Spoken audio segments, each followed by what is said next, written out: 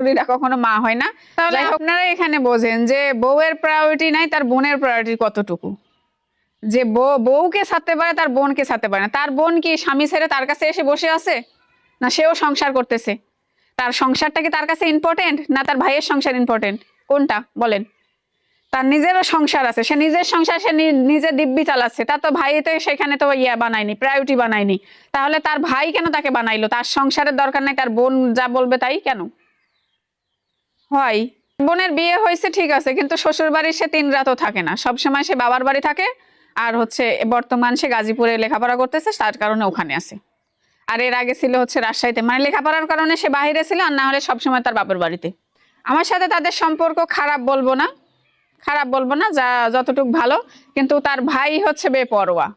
মানে ভাই তাকে বুঝতে হবে বউয়ের সম্মান কোথায়, বোনের সম্মান কোথায়, কাক কতটুকু উপরে উঠাতে হবে, কাক কতটুকু নিচে নামাতে হবে।